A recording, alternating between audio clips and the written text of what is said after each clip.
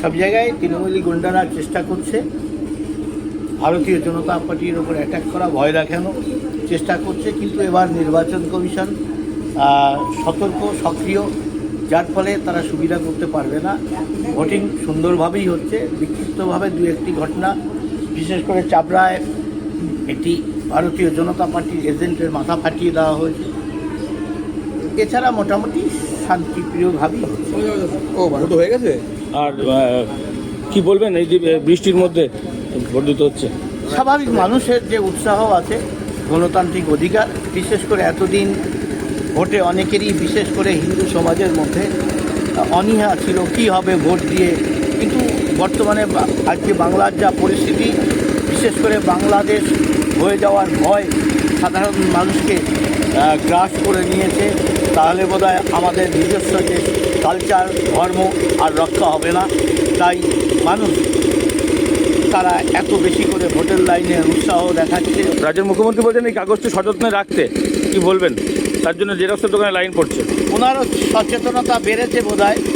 ধন্যবাদ জানাই এই মানসিকতার জন্য যে তিনি ইলেকশন কমিশনের কাগজের গুরুত্ব দিচ্ছে। উনি তো মনে করতেন নিজেই সব, তিনিই রাষ্ট্র, তিনিই আইন, তিনিই ইলেকশন কমিশন, অর্থাৎ পঞ্চায়েতে হারা প্রার্থীকে জিতিয়ে দেবেন, কোনো ভোটের দাম নেই, তিনিই সব, তিনিই প্রার্থী, তিনিই জনগণ, একা যা বলবেন সেটাই হবে। এই মানসিকতার জন্য এতদিন কাজ চালিয়েছেন।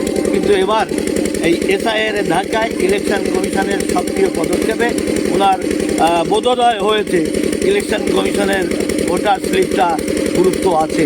আমরাও মনে করি এটার গুরুত্ব আছে, রক্ষা করি। তৃণমূল পক্ষ থেকে বলা হচ্ছে এবার আর বলছে না আপকি বার 200 পার, কারণ ওরা নিজেরাই জানে যে এবার হেরে যাচ্ছে। আমরা এবার নিশ্চিত জানি যে 200 পার হচ্ছেই, আর সেই কারণে স্লোগানের প্রয়োজন নেই। এবার জনতাই বসিয়ে দেবে, কোনো প্রয়োজনই নেই কোনো স্লোগানের। এবার মমতা ব্যানার্জি হারছে, তার জন্য আমরা প্রকৃতিও দেখছি যাতে ভোট ভালো হয়, শান্ত পরিবেশ, হালকা 2-1 পশলা বৃষ্টি হচ্ছে, এতে অসুবিধা নেই। ধরিত্রী আরও ঠান্ডা হচ্ছে এবং মানুষ দীর্ঘ লাইন দিয়ে ভোট দিচ্ছে।